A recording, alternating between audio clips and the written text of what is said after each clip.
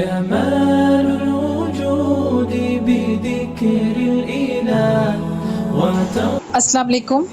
وعلیکم السلام۔ آپ باحجاب ماشاء اللہ بہت اچھی لگ رہی ہیں میری ہم نام دوست۔ بہت شکریہ۔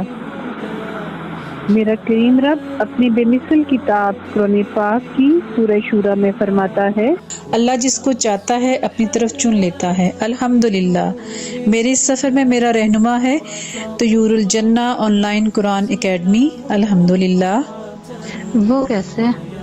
اس ادارے سے منسلک ہو کر میری زندگی رنگوں سے بھر گئی۔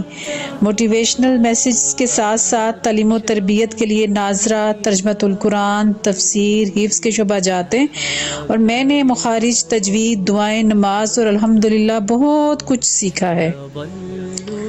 ماشاء اللہ۔ نماز تو ہم شروع سے پڑھتے ہیں مسلمان گھرانوں میں جو پیدا ہوئے ہیں۔ جی الحمدللہ نماز تو ہم پڑھتے ہیں، مگر ترجمے اور درست تلفظ سے نہ پڑھی گئی نماز خشوع اور خضوع سے بالکل خالی ہوتی ہے۔ جی جی بالکل ایسا ہی ہے، اسی لیے تو دل نہیں لگتا نماز میں۔ اب میں سمجھی ایسا اس لیے ہوتا تھا۔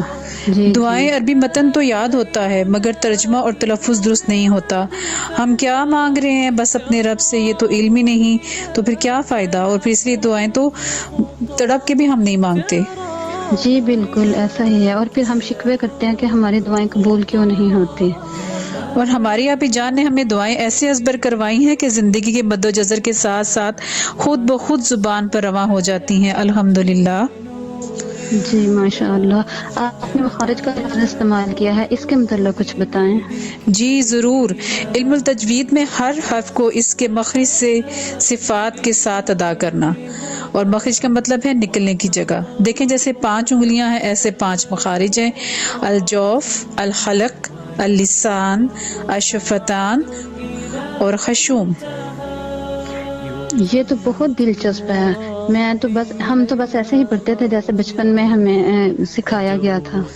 ہاں جی بالکل، ہم تو اردو لہجے میں قرآن پڑھتے ہیں، حالانکہ رب کریم نے سورہ مزمل میں فرمایا ہے، اور قرآن کو ترتیل کے ساتھ یعنی خوب ٹھہر ٹھہر کر پڑھو۔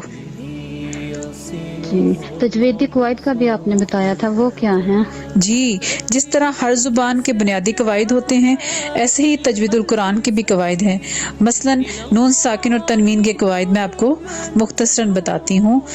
یہ 4 ہیں: اظہار، ادغام، اخفا اور اقلاب۔ یہ قواعد کے نام ہیں کیا؟ جی سب سے پہلا نون ساکن اور تنوین کا قاعدہ اظہار ہے۔ اگر نون ساکن یا تنوین کے بعد حروف ہلکی آ جائیں تو ہم واضح کر کے پڑھیں گے۔ دوسرا قاعدہ ادغام کا، اگر نون ساکن یا تنوین کے بعد یرملون میں سے کوئی حرف آئے تو ہم ادغام یعنی ملا کر پڑھتے ہیں۔ تیسرا قاعدہ اقلاب، نون ساکن یا تنوین کے بعد حرف با آئے تو نون ساکن یا تنوین کے میم کو میم میں بدل کر غنہ کے ساتھ پڑھتے ہیں۔ اور چوتھا قاعدہ اخفا کا ہے، نون ساکن یا تنوین کے بعد حروف ہلکی، حروف ادغام اور حرف اقلاب کے علاوہ باقی 15 حروف پر ہم اخفا کرتے ہیں۔ ماشاء اللہ، مجھے تو سن کر اتنا اچھا لگ رہا ہے، سیکھ کر قرآن پڑھنے کا کیا ہی لطف ہوگا۔ سبحان اللہ، ماشاء اللہ۔ جی بالکل، اللہ کا کلام بہت پرتاثیر ہے۔ جب آپ اس سے جڑ جاتے ہیں نا تو آپ کے دل کی دنیا ہی بدل جاتی ہے۔ آپ کا اس سے منسلک ہر کام، ہر کوشش، سب کے سب عبادت بن جاتے ہیں، اور دل کا سکون تو ناقابل بیان ہے۔ بے شک بے شک۔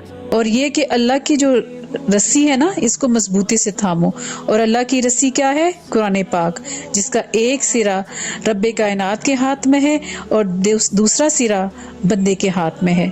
قرآن سے جڑنے میں ہی دنیا اور آخرت کی بھلائی ہے۔ بے شک۔ جی بے شک، میرا دل کر رہا ہے کہ میں بھی سیکھوں گی اور قرآن کو ایسے پڑھوں جیسے قرآن کا حق ہے اس کو پڑھنے کا۔ ماشاء اللہ ماشاء اللہ، الحمدللہ، کیا زبردست بات کی ہے۔ کیوں نہیں، بے شک ہدایت تو بن مانگے نہیں ملتی، اور ہم اپنے رب کی طرف جب ہم چل کے جاتے ہیں تو ہمارا رب دوڑ کے ہماری طرف آتا ہے۔ آپ انشاءاللہ بہت کچھ یہاں سے سیکھ کر سکھانے والے بنیں گی۔ آمین آمین انشاءاللہ۔ انشاءاللہ۔ آپ کا بہت بہت شکریہ، جزاک اللہ، فی امان اللہ۔ فی امان اللہ، جزاک اللہ۔ جمال الوجود بذكر الإله وتصفو الحياة